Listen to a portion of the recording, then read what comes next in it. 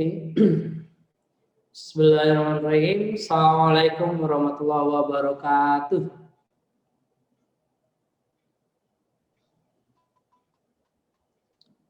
Halo adik-adik, suara kakak bisa didengar?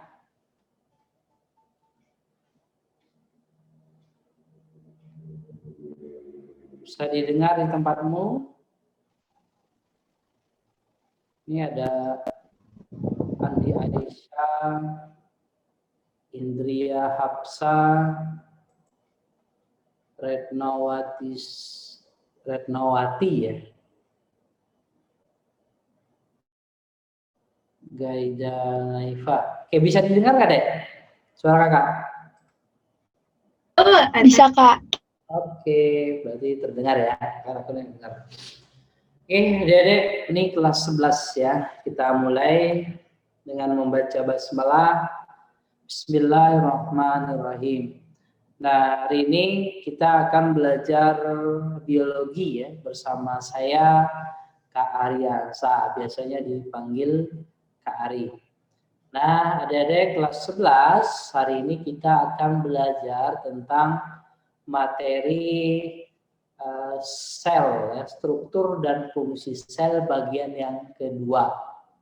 Oke, struktur dan fungsi sel bagian pertama sudah kalian pelajari ya, di pertemuan sebelumnya. Hari ini bersama Kak Ari kita akan bahas tentang struktur dan fungsi sel ya, bagian yang kedua.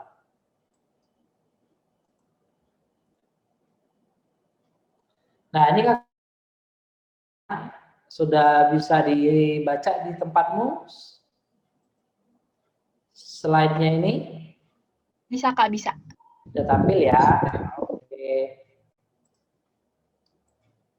Nah, adik-adik, kita belajar hari ini selama 60 menit ke depan.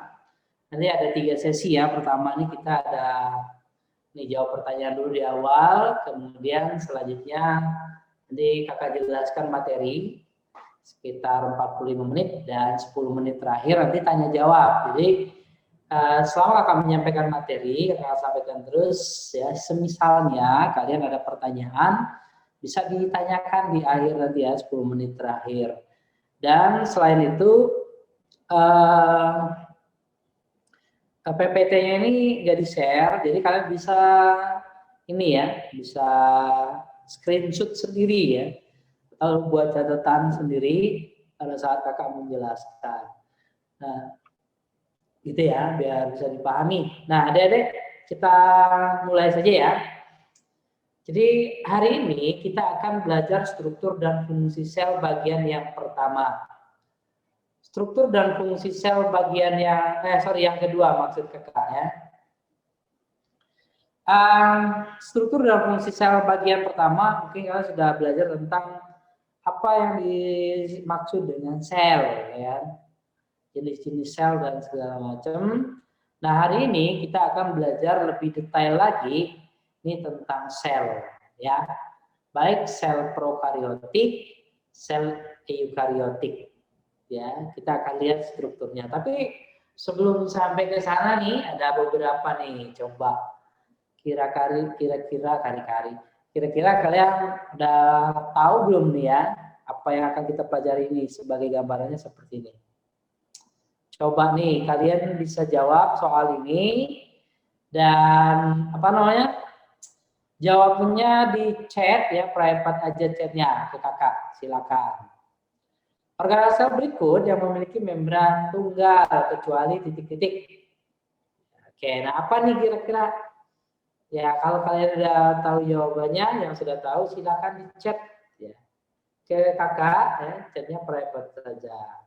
Nah, sudah ada nih yang ngirim jawaban ya, ada Samira Bintang, ada Hanun Tias Kurniawati. Nah, ini udah jawab. Ayo, siapa lagi? Nggak usah malu-malu ya. Nah, ini ada Kenan Zaisa ya. Rata-rata jawabannya mirip. Nah, ini Galit ini jawabannya berbeda ya. M. Galit Avero ya. Oke, siapa lagi nih? Silakan.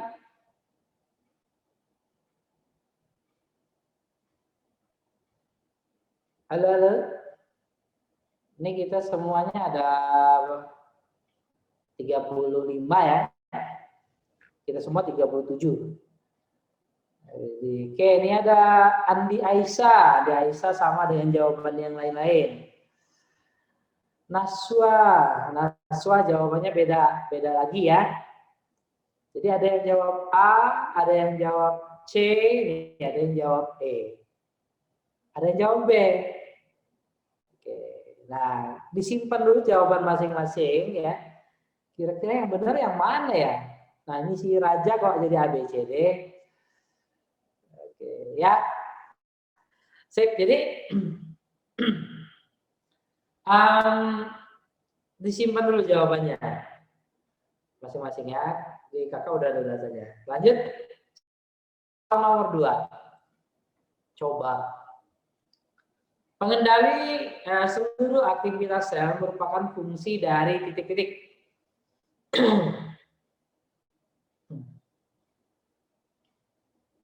Oke, ini udah ada yang jawab ya. Ada Putri Fakira Faniaka. Panjang juga namanya deh. Ada Kenan Zaisa, Galid ya. Jawabannya rata-rata sama nih. Putri Nabila, Samira Bintang, Afifah. Ini jawabannya sama nih. Oke, sip. Nah, terus masih ada yang mau? Silakan.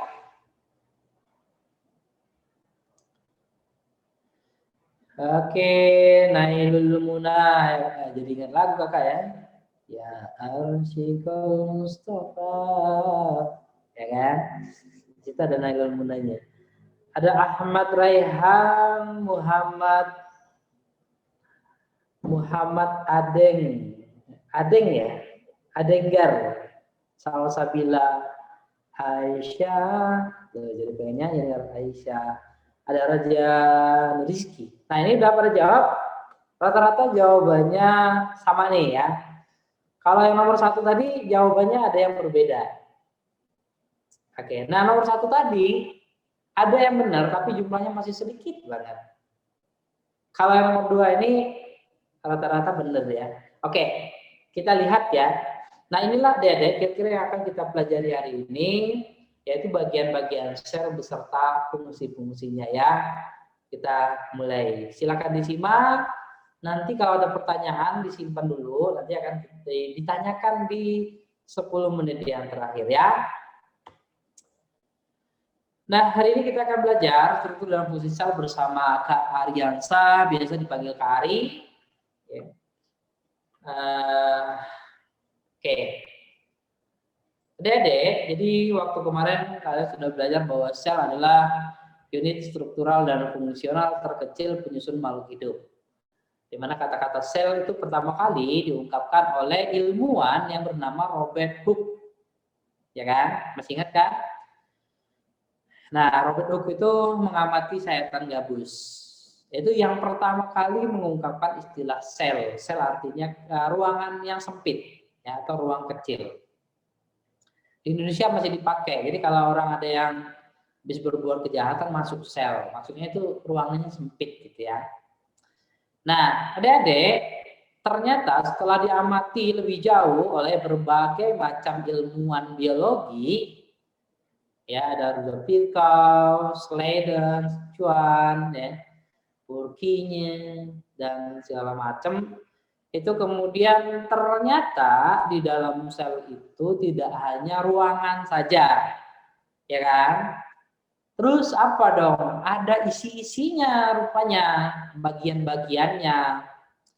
Apa itu bagiannya? Nih, mari kita lihat ya di itu peta konsep yang sudah tampil di layarmu. Jadi sel itu secara umum itu ada 2 bagian besar. Ada 2 ya. Yang pertama dinding sel. Ya, yang kedua protoplas. Nah, untuk dinding sel itu tidak semua sel punya dinding sel. Ya, sel apa yang punya, sel apa yang tidak punya nanti akan kita bahas. Ya. Nah, berikutnya bagian yang kedua dari sel adalah protoplas. Ya, jadi ada dinding sel, ada protoplas. Nah, protoplas kemudian terdiri lagi dari dua bagian. Jadi protoplas pada sel-sel makhluk hidup itu ada dua, yaitu membran dan sitoplasma. Nah, membran itu apakah? Nah, membran itu nanti bagian sel yang membatasi sel satu dengan sel yang lain secara umum. Ya, kalau pada sel-sel yang punya dinding, membran itu letaknya setelah dinding sel. Dan nanti fungsinya ada banyak ya membran. Kita bahas juga lebih rinci ya. Berikutnya ternyata yang sitoplasma itu ada 3 bagian utama lagi. Ya, jadi sitoplasma itu ada 3 bagian utama. Pertama ada sitosol. Sito itu artinya sel. Kalau belajar sitologi berarti ilmu yang mempelajari tentang sel gitu ya. Nah, ini sitosol. Sito itu sel. Sol itu kalau masih ingat ya tentang zat ya, yaitu ada zat cair, sol dan padat. Nah, sol itu semi cair ya atau semi padat. Nah, jadi cair enggak, padat juga enggak. Jadi itu sitosol. Kemudian apalagi bagian-bagian terkecil dari sel yang kemudian disebut sebagai organel.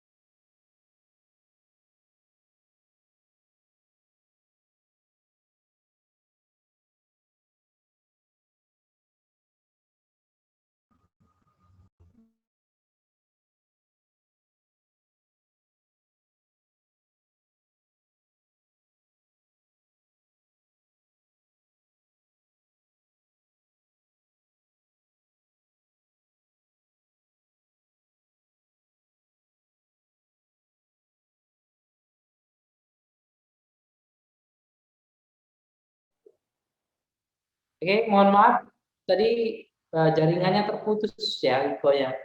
Kurang tahu juga kenapa infonya tiba-tiba putus.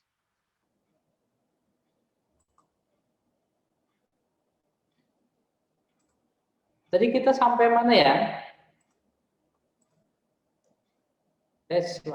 Sampai membran sel, Kak. Membran sel ya.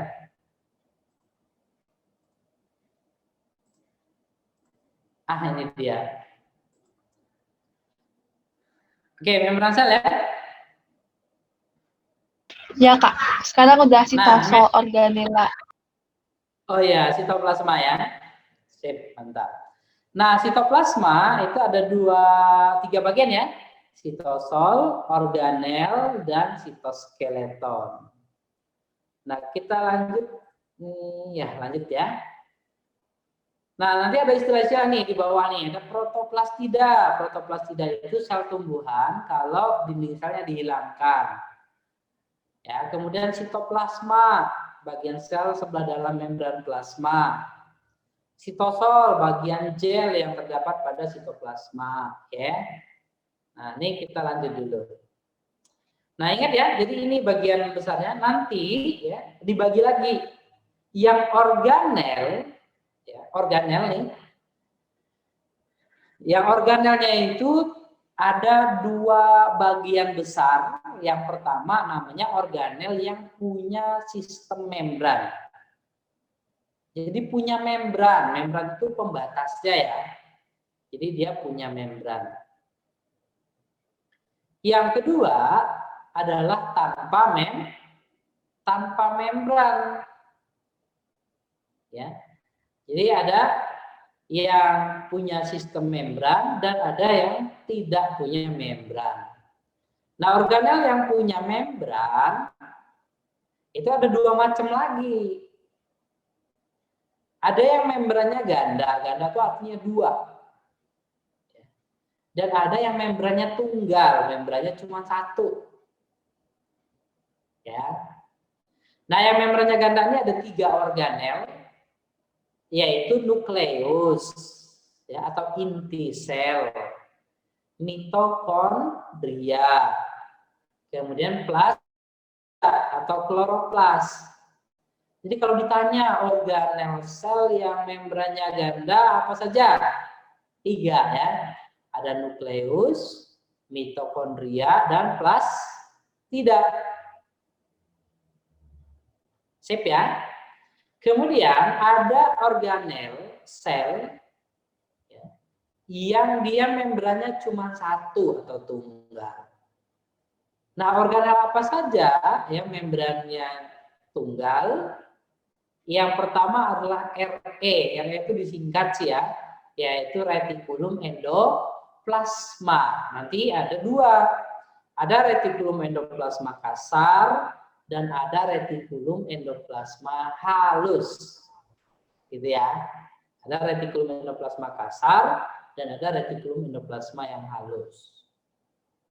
Kemudian ada badan Golgi ya, atau Golgi ya, badan Golgi. Lisosom, vakuola, mikrobodi. Nah, nanti mikrobodi dibagi jadi yang dipelajari ya, ada peroksisom dan ada glioksisom. Selanjutnya adalah organel yang tanpa membran.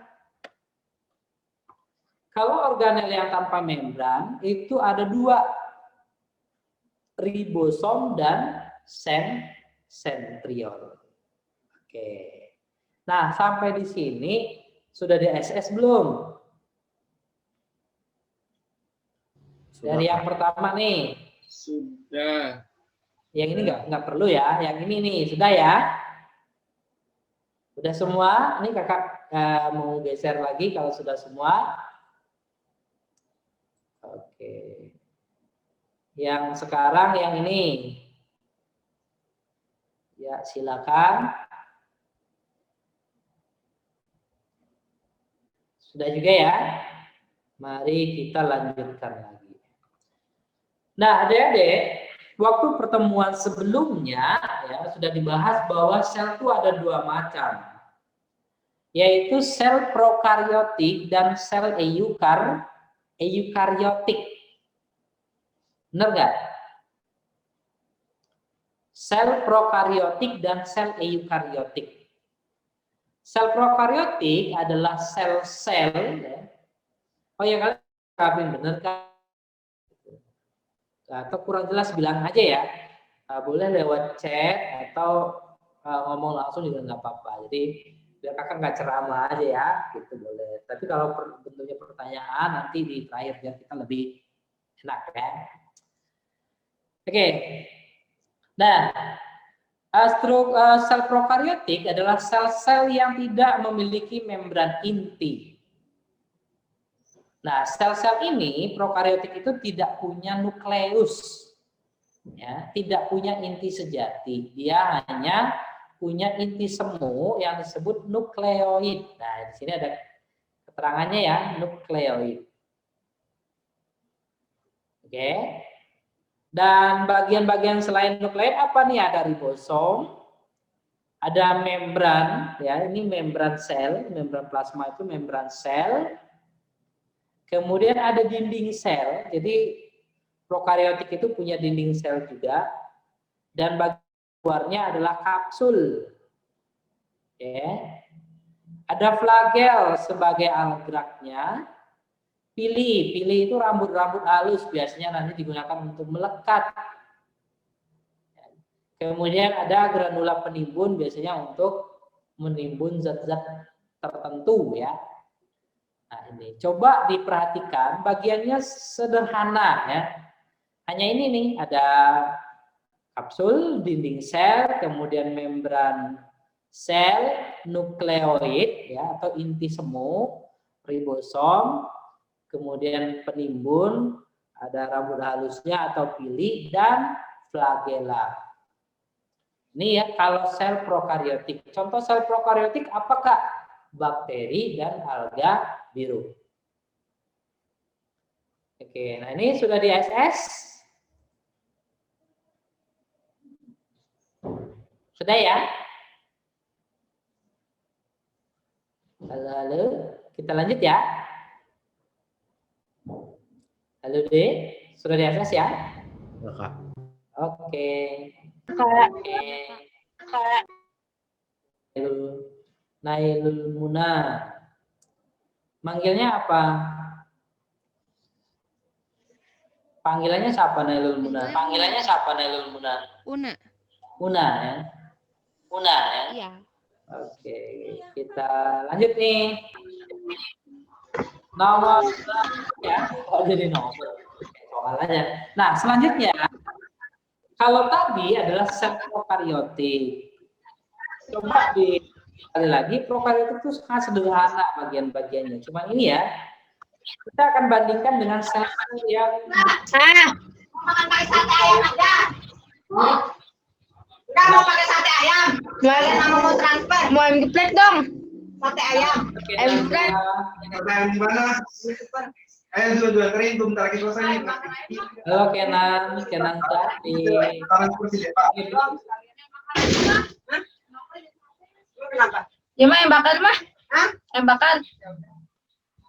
Oke ya, lanjut ya. Nah, kita bandingkan nih dengan sel yang eukariotik. Sel eukariotik adalah sel-sel yang memiliki membran inti. Jadi kalau dilihat di sini, ini ada intinya ya, yang warna unyu. Nah, intinya ini dibungkus oleh membran, maka dia disebut sebagai sel yang eukariotik. Gitu ya. Nah, membrannya ada dua nih ya. Kalau nukleus itu membrannya dua. Ya. Tadi kan kita udah baca di awal ya. Nukleus itu membrannya dua dan ada lubang-lubangnya berpori. Nah, di dalam nukleus ada nukleolus, anak inti, sama ada kromatin. Kromatin itu benang-benang DNA.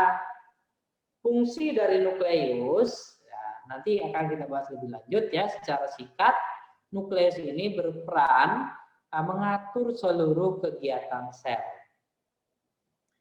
Kemudian apalagi kalau sel hewan ada membran plasma, membran sel, ya. Dan sel hewan itu tidak punya dinding, sehingga bentuknya ya tidak kaku. Jadi ada bentuk tapi tidak kaku bentuknya dan elastis, gitu ya. Nah, ada membran, jadi nggak punya dinding. Selanjutnya ada apa lagi? Ada ribosom. Ribosom itu yang bintik-bintik gitu ya. Yang titik-titik ribosom. Kemudian ada badan Golgi. Ini badan Golgi yang ini kayak apa ya ini? Kayak kertas diremek-remek ya. Nah, kemudian ada lisosom. Nah, ini lisosom ya. Warna ungu ini yang bulat-bulat kecil. Ini lisosom. Gitu. Kemudian apalagi nih ada mitokondria. Mitokondria itu bentuknya lonjong begini. Membrannya dua, yang bagian dalamnya itu berlekuk-lekuk. Ya. Selanjutnya ada peroksisom. Nah, ini peroksisom. Peroksisom itu termasuk mikrobody atau badan mikro. Ini ya yang peroksisom. Ini yang mikrofili ya seperti pada bakteri tadi ya, kalau bakteri tadi fili, ini mikro lebih kecil sebenarnya ya, mikrofili.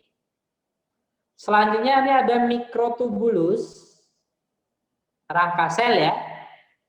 Ada mikrofilamen, ini rangka sel. Jadi yang sitoskeleton nanti ada 3. Ya, kalau yang lain-lain ini namanya organel ya.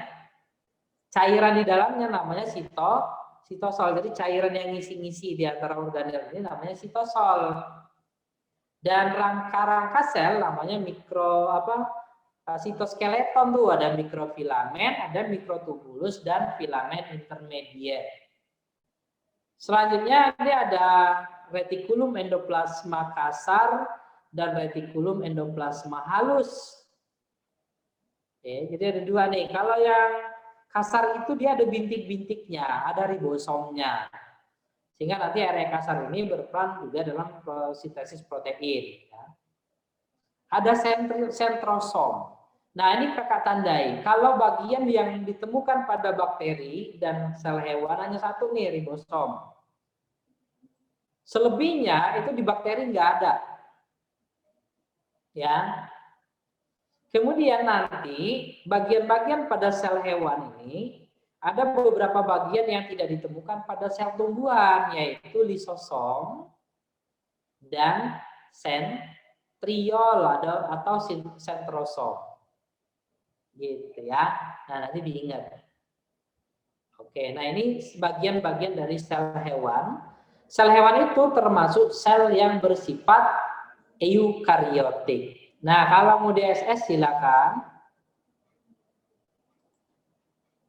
Oke ya. Sudah belum DSS nih? Sudah ya?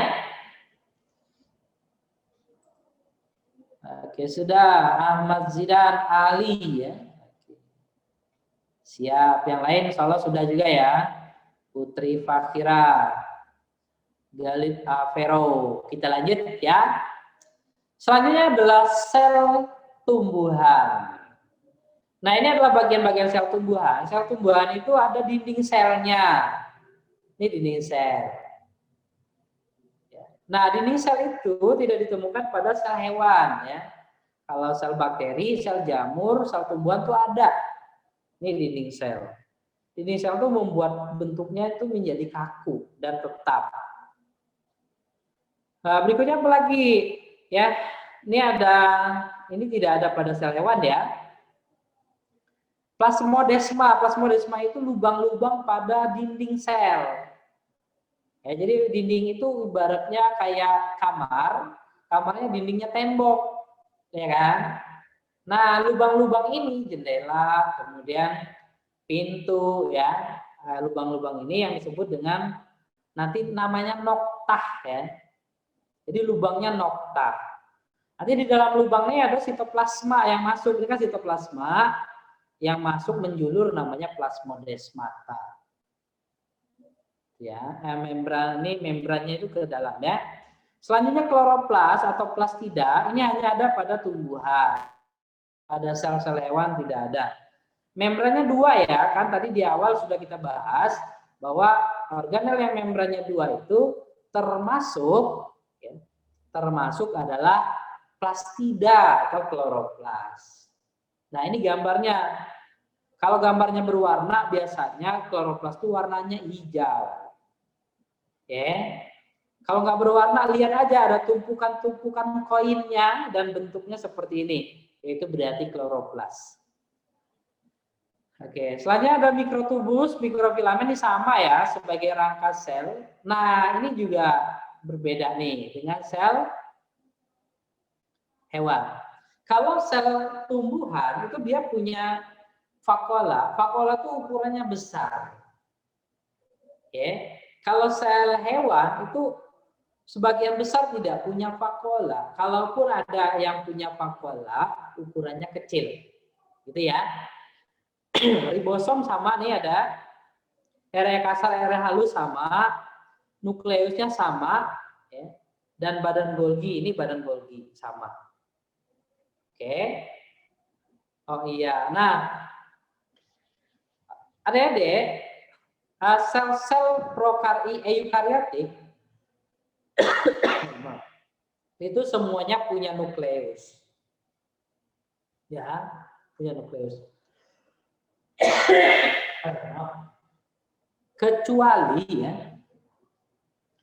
Kecuali pada beberapa sel hewan, setelah sel itu dewasa dia tidak punya nukleus. Maaf ya, bentar.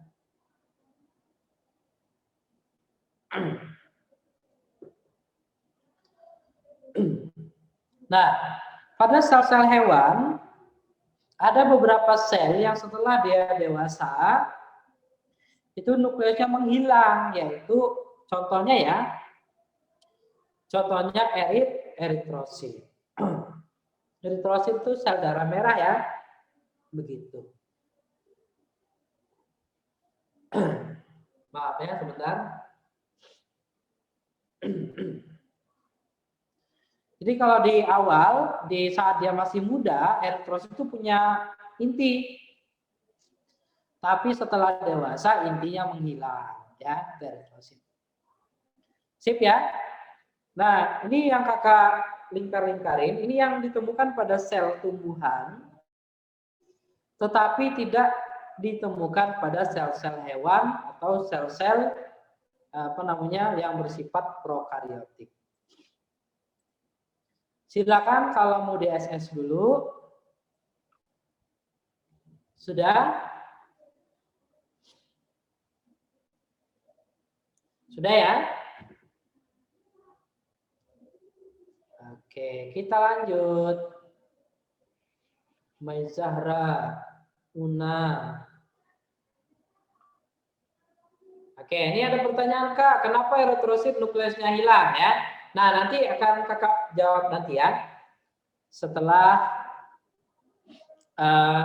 nanti di 10 menit terakhir, disimpan dulu. Oke ya, nah sekarang kita lanjut. Selanjutnya adalah fungsi-fungsi dari bagian-bagian sel tadi ya. Pertama ada nukleus, fungsinya adalah pengendali aktivitas sel. Kemudian sintesis DNA dan RNA. Nah, mungkin sekalian yang tadi ya, ada pertanyaan tadi, kenapa nukleusnya nggak ada pada ini?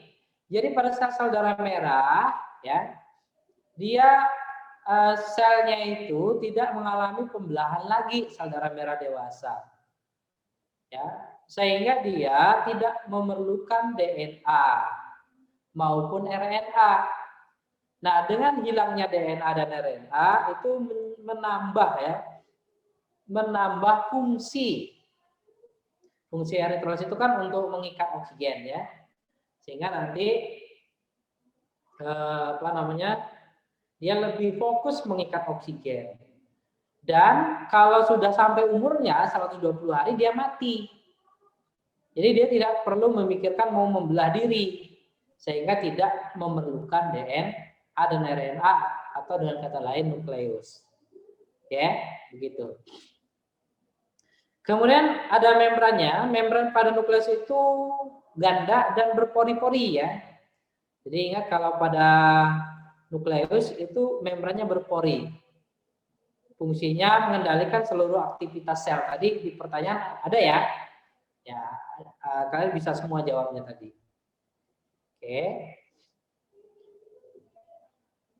Sip ya. Di dalamnya ada nukleolus. Kalau kita lihat, ini gambarnya seperti ini. Jadi nukleus itu ada membrannya 2 dan ada lubang-lubangnya. Lubang itu porinya. Ya, di bagian sisi luar membrannya ada ribosom dan nanti bagian membran luarnya ini yang disebut karyoteka itu membentuk retikulum endoplasma. Jadi retikulum endoplasma itu asalnya dari karyoteka. Makanya kalau retikulum endoplasma dalam sel gambarnya pasti dia selalu ada di sekitar nukleus. Oke ya. Nah, kita lanjut. Retikulum endoplasma itu secara umum fungsinya adalah transportasi intraseluler atau pengangkutan di dalam sel. Itu secara umum. Nah, secara lebih khusus karena dia ada 2, RE kasar dan RE halus. Yang RE kasar itu bersama dengan ribosom melakukan sintesis protein. Kalau RE halus itu berfungsi membentuk lipid ya atau lemak. Oke, nah itu retikulum endoplasma ya. Secara umum fungsinya adalah untuk pengangkutan atau transportasi intrasel. Ya, lebih khusus yang RE kasar itu berfungsi untuk sintesis protein. Kalau yang halus untuk sintesis lemak. Oke, udah DSS ya. Kita lanjut.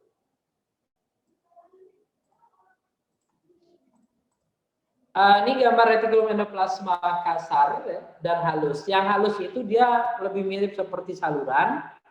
Kalau yang kasar itu seperti lembaran begini dan dia banyak ditempel ribosom. Nah, kenapa dia ditempel di ribosom karena nanti berperan dalam sintesis protein. Nah, nanti kita akan belajar ribosom juga, fungsinya adalah mensintesis protein. Sip ya, ini yang halus. Nah, ini ribosom nih. Ribosom itu fungsinya melakukan sintesis protein. Nah, nanti ada dua ya, ada subunit kecil dan besar. Jadi ribosom itu ada dua, besar dan kecil. Nanti dalam proses sintesis protein, ribosom besar dan kecil itu akan menyatu. Nah, di mana tempat pembentukan ribosom? Ribosom dibentuknya di dalam nukleolus.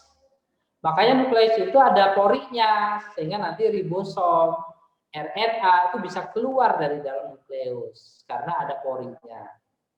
Gitu ya. Selanjutnya, nah ini ribosom, ada subunit besar, ada subunit kecil. Kita lanjut badan Golgi. Badan ini berfungsi sebagai tempat sortir ya. Nah, sortir itu apa ya? Pemisahan berbagai zat yang nanti dipisahkan berdasarkan kegunaannya masing-masing. Misalkan ada protein ini akan digunakan untuk membentuk membran, ada protein yang digunakan untuk enzim, ada yang untuk hormon, ada yang untuk organel. Nah, itu nanti dipisah atau disortir oleh badan Golgi. Nah, sehingga nanti ada dua istilah hasil sortirannya. Yang pertama adalah untuk ekskresi, sisa-sisa yang tidak diperlukan lagi dikeluarkan, atau sekresi, ya, pengeluaran zat-zat yang masih digunakan. Oke ya. Jadi kalau secara singkat badan Golgi fungsinya buat apa ya? Ekskresi dan sekresi. Ya, sebelum dekresi dan sekresi itu zat-zatnya itu disortir dulu. Oke ya. Jadi itu fungsi dari badan Golgi. Lanjut ya, ini dari SS ada deh. Oh, yang tadi kakak balikin sebentar ya, yang ini ya, ribosom.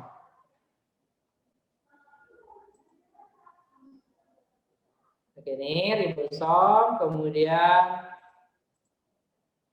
ini gambarnya dan Golgi. Kita lanjut ya. Ini gambar badan Golgi. Membrannya itu tunggal ya. Nah, ini nanti vesikel masuknya ke cis. Diterima oleh cis, kemudian vesikel ini bergabung, isinya nanti disortir, apakah itu lemak atau protein. Setelah disortir, nanti dikeluarkan lewat sisi yang disebut dengan sisi trans. Nah, ini dikeluarkan. Gitu ya. Nah, ini badan Golgi. Kita lanjut lagi. Nah, sistem endomembran, rangkaian pembentukan ya protein dan pembentukan zat-zat serta organel-organel dalam sel itu dimulai dari nukleus. Ya. Nanti nukleus, membran bagian luarnya akan membentuk retikulum endoplasma, kasar maupun halus. Selain itu nanti di dalam nukleus membentuk ribosom. Nah, ribosom ini nanti dikeluarkan, menempel di bagian retikulum endoplasma kasar, digunakan untuk sintesis protein.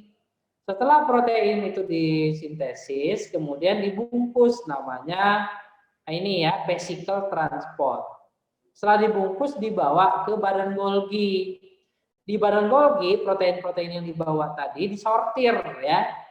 Disortir. Setelah disortir nanti hasilnya apa? Ada yang menjadi organel atau lisosom misalnya ya, peroksisom, glioksisom. Ada yang kemudian menjadi hormon, ada yang menjadi enzim, gitu ya.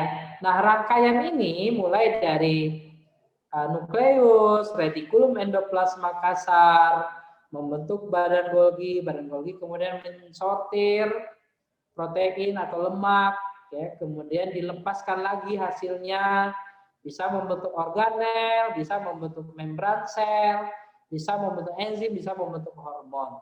Nah, sistem ini disebut dengan istilah sistem endomembran, ya. Maafkan ini kelas berapa? Kelas 11 ya deh, benar kan? Kelas 11. Lanjut ya.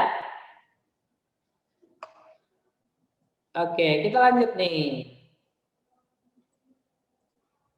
Lisosom. Lisosom ya, itu mengandung enzim hidrolitik yang disebut lisozim. Nah, itu macamnya banyak banget. Digunakan untuk apa? Mencerna zat-zat yang tidak Caranya gimana? Ada yang fagositosis, mencerna molekul yang ditelan oleh sel. Ya. Autofagi, menghancurkan organel yang sudah tua. Misalkan di dalam sel itu ada organel yang sudah tua. Kalau misalnya dibiarkan bisa mengganggu kerja sel, maka nanti sama lisosom dihancurkan. Namanya adalah autofagi. Autolisis, jika lisosomnya rusak, ya kan, maka dia akan menghancurkan lisosom itu sendiri. Itu autolisis. Hanya dijumpai pada sel hewan. Kalau sel tumbuhan nggak punya lisosom ya tadi ya. Nah, sebagai pengganti lisosom pada sel hewan, sel tumbuhan, itu dilakukan oleh vakuola. Sip ya, itu fungsi lisosom. Singkatnya gimana? Singkatnya adalah pencernaan intraseluler. Lanjut ya. Nah, ini aktivitas lisosom. Jadi misalkan ada zat-zat yang perlu dicerna nih, nanti dibungkus nih zatnya. Nah, misalnya nih organel yang sudah tua, ya kan, dibungkus. Setelah dibungkus nanti lisosomnya mensekresikan enzimnya sehingga zat-zat itu akan dicerna. Oke, begitu.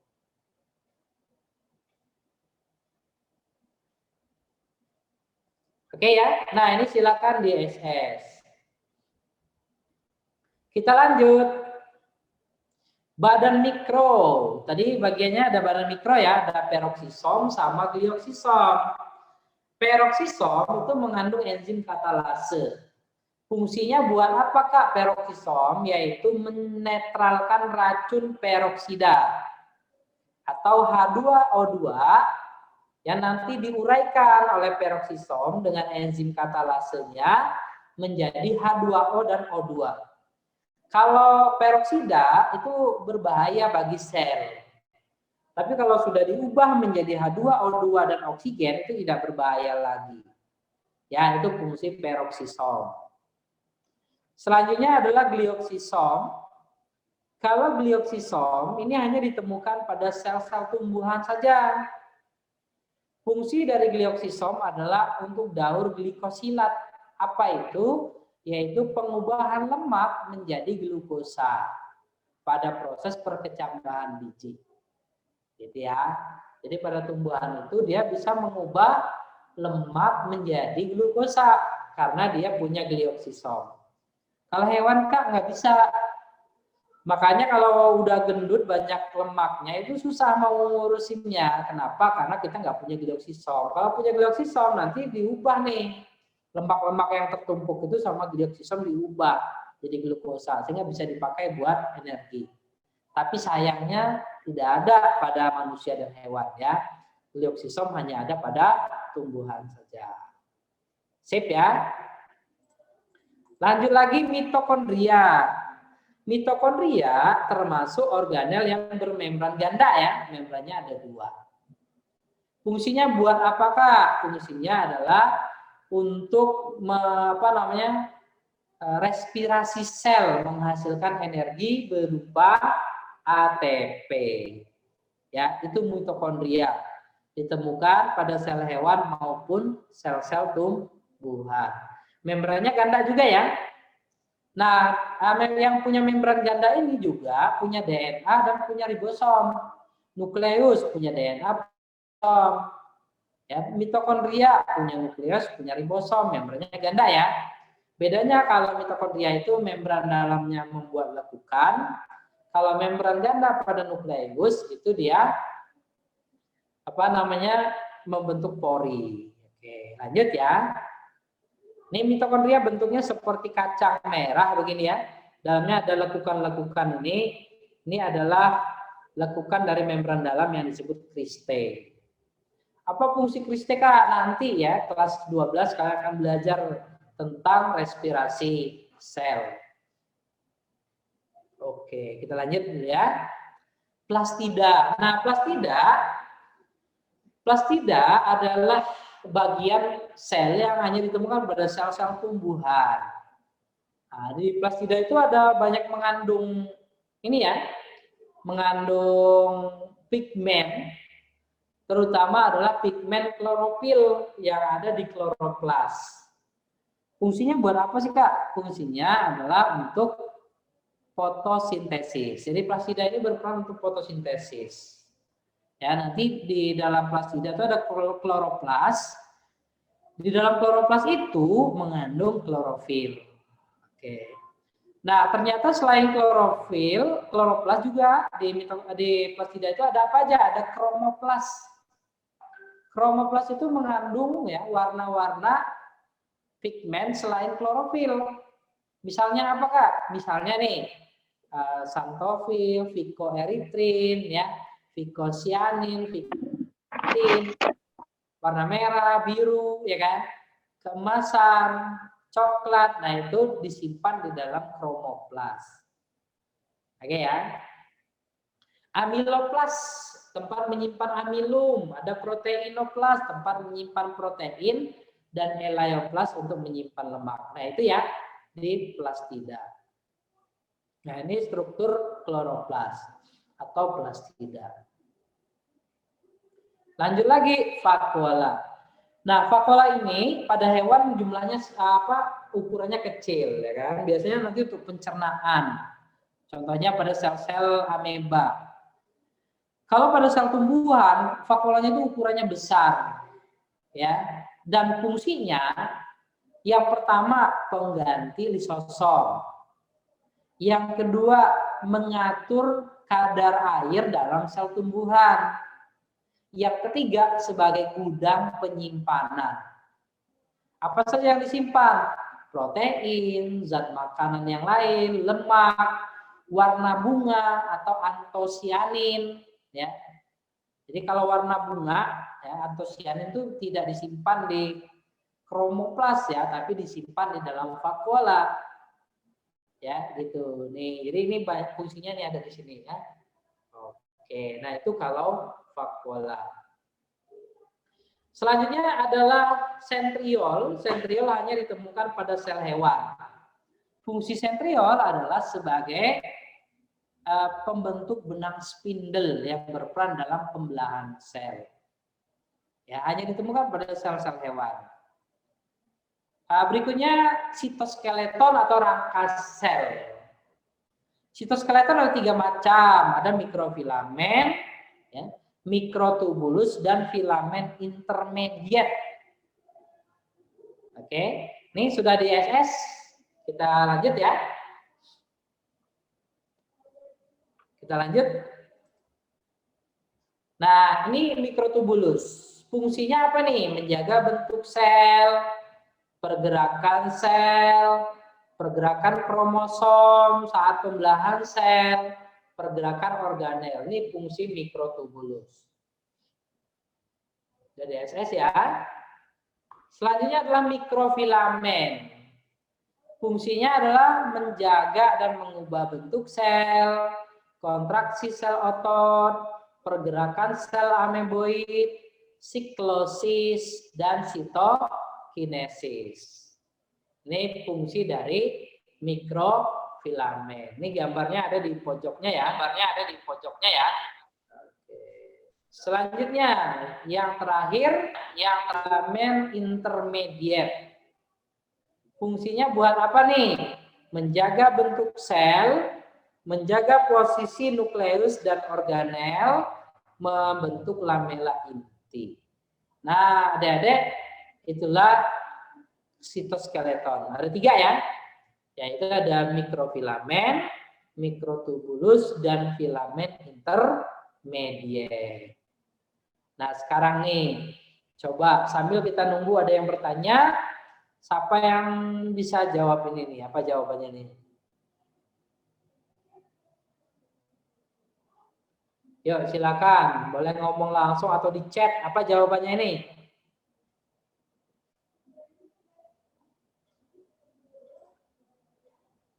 Ada yang bisa? Oke, Dakenanza. Mitokondria, Raffi, ada yang A, Kenanza yang A. Raffi Frantisi, jawabannya mitokondria. Samira, B, mitokondria. Oke ya, benar. Jadi ini jawabannya adalah mitokondria. Betul.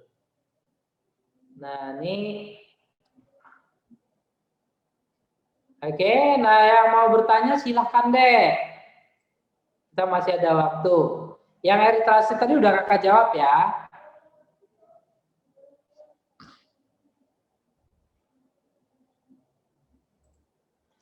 Kak, mau nanya, telur ayam termasuk sel atau jaringan ya Kak? Soalnya kan terdapat embrio yang telah dibuahi oleh sel jantan.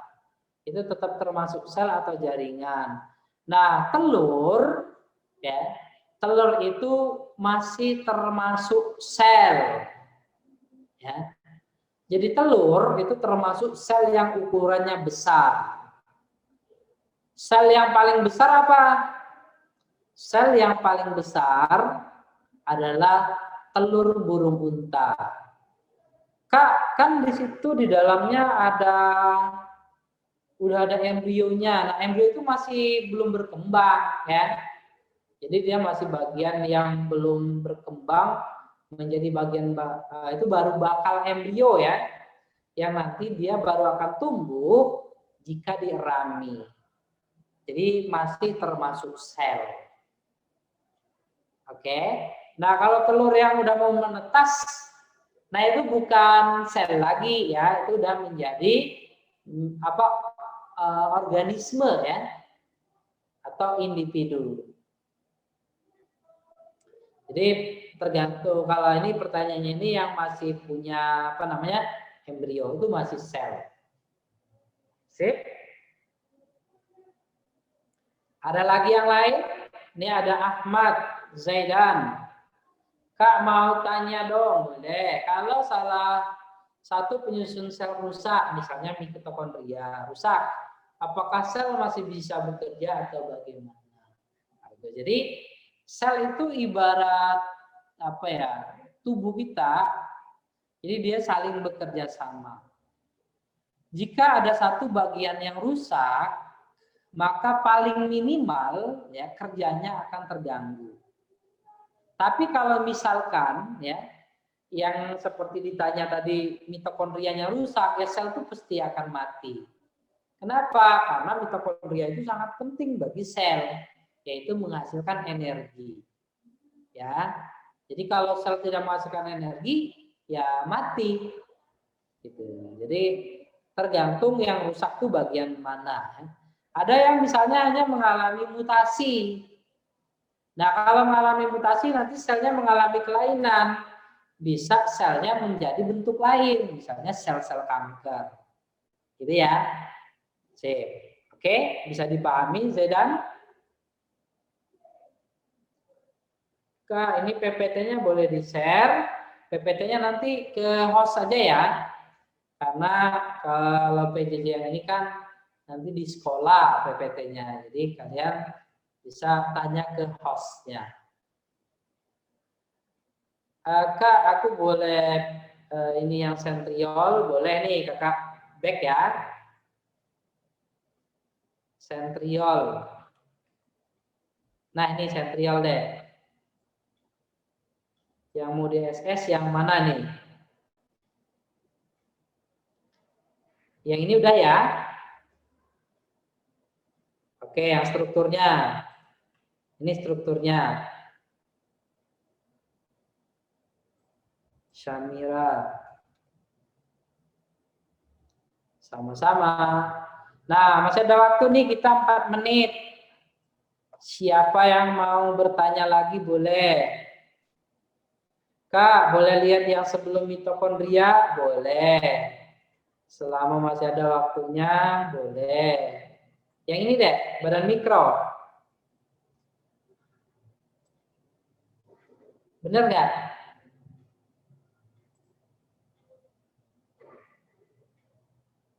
Oke, silakan di SS dulu. Nah, ini ada pertanyaan nih kayaknya ya. Coba kita lihat dulu. Kak, saya mau tanya dari Raffi ya. Sel itu kan penyusun tubuh, tapi kan manusia itu punya organ berbeda-beda. Apakah berarti tiap organ selnya beda atau selnya sama tapi kandungan beda? Misalnya ginjal lebih banyak badan Golgi atau ekskresi.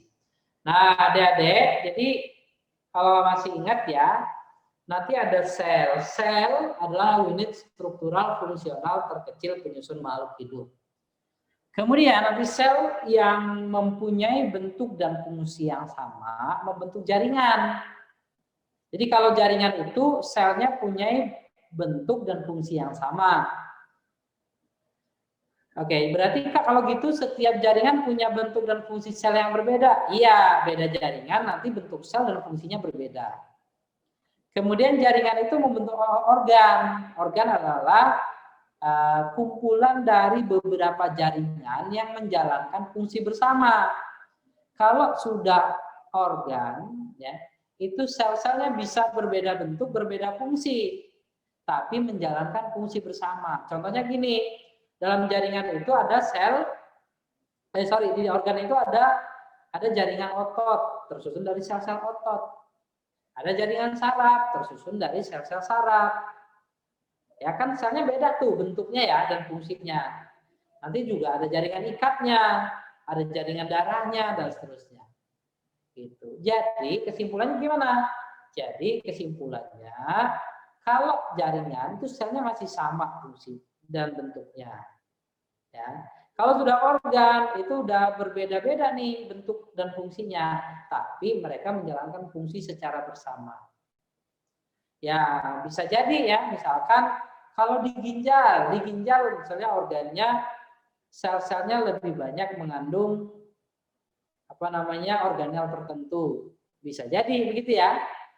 Nah, di otot misalnya lebih banyak di otot rangka ya misalnya lebih banyak mitokondria, bisa jadi. Artinya jumlah organel setiap sel itu enggak selalu sama. Sip ya. Bisa dipahami, Raffi? Oke. Nah, adik-adik, mungkin kalian masih banyak pertanyaan, tetapi karena keterbatasan waktu, ya, waktu kita sudah habis nih, sudah 1 jam. Dan setelah ini jangan lupa isi absen ya dan ikut challenge-nya. Nanti challenge-nya dibimbing oleh hostnya. Nah, mungkin gitu saja Dede ya dari kakak. Lebih kurang mohon maaf, semoga kalian bisa memahami materi-materi yang sudah kakak sampaikan, khususnya adalah tentang struktur dan fungsi sel bagian yang kedua. Nah, selamat mengikuti challenge, kemudian tetap jaga kesehatan ya, pakai masker, mencuci tangan, menjaga jarak, menghindari kerumunan, dan mengurangi mobilitas kalau nggak perlu banget, nggak usah kemana-mana. Nah, itu adalah usaha kita untuk memutus mata rantai penyebaran COVID-19. Oke, adik-adik, itu saja ya. Semoga semua sukses, sehat. Sampai jumpa lagi lain waktu dan kesempatan. Assalamualaikum warahmatullahi wabarakatuh. Bye-bye. Makasih, Kak. Terima kasih, Kak. Terima kasih, Kak. Oke, sampai jumpa lagi ya. Terima kasih. Kak. Oke, sebelumnya terima kasih Kak Ari untuk penjelasannya di hari ini. Setelah ini kita akan ada challenge biologi. Untuk rules-nya, nanti akan ditampilkan PowerPoint. Gunakan polling untuk menjawab soal yang ada di sesi challenge kali ini. Nanti akan diberikan 6 soal. Waktu pengerjaannya masing-masing 3 menit. Polling akan diselesaikan setelah durasi soal terakhir selesai. Oke, langsung aja kita mulai. Soal pertama, waktunya dimulai dari sekarang.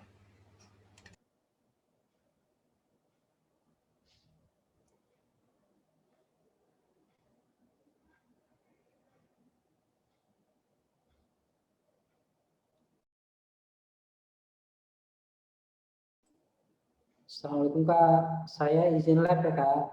Assalamualaikum. Baik Kak, Waalaikumsalam. Terima kasih Kak.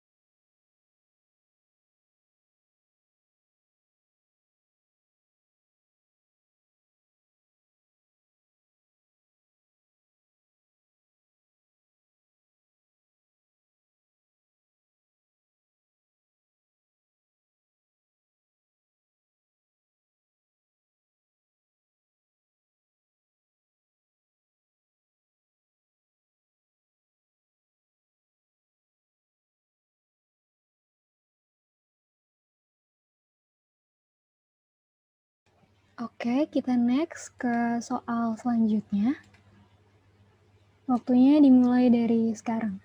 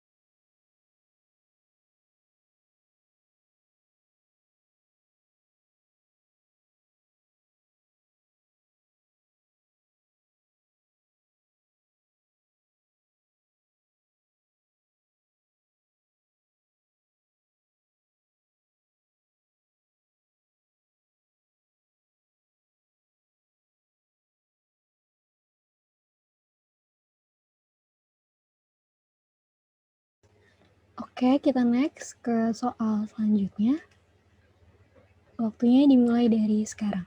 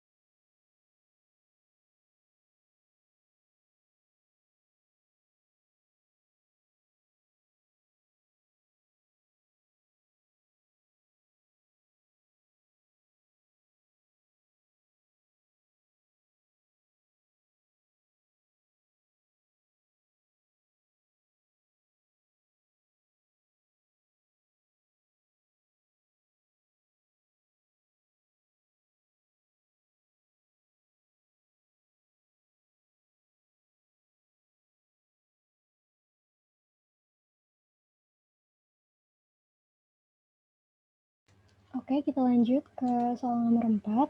Waktunya dimulai dari sekarang.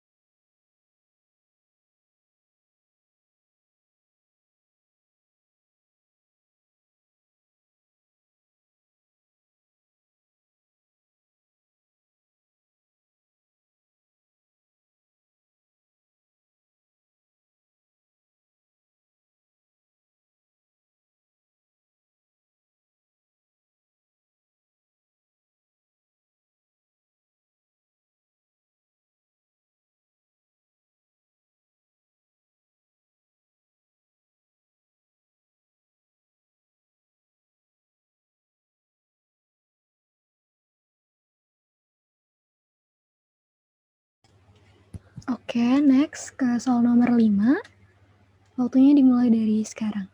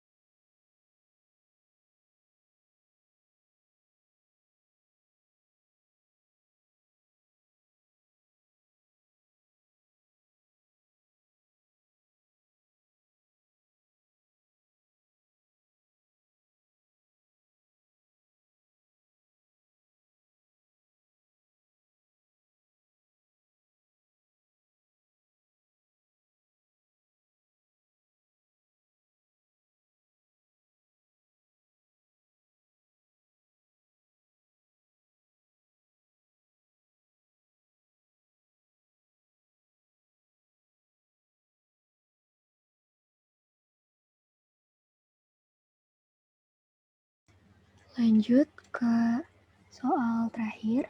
Waktunya dimulai dari sekarang.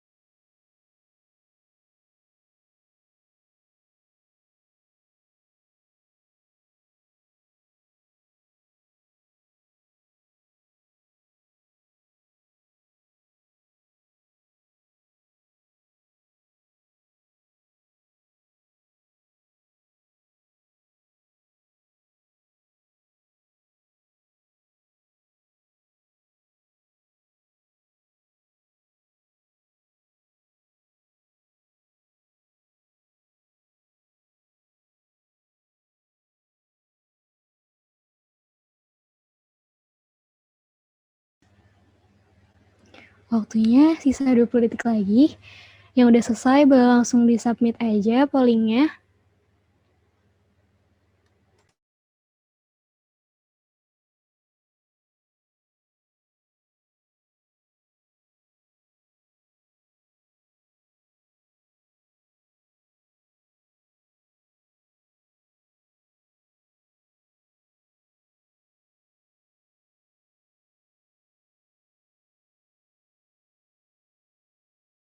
Oke, waktunya udah habis. Jangan lupa yang belum submit untuk submit terlebih dahulu, karena setelah ini kakak akan end pollingnya dan kakak berikan kunci jawabannya. Jangan lupa di submit, masih banyak nih yang belum submit. Kakak kasih waktu 2 menit yang belum submit.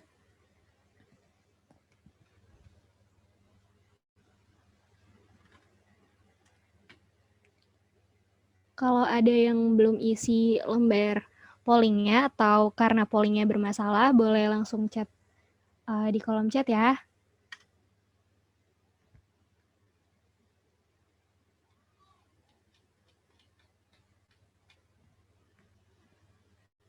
Kalau udah nggak ada lagi, KKN.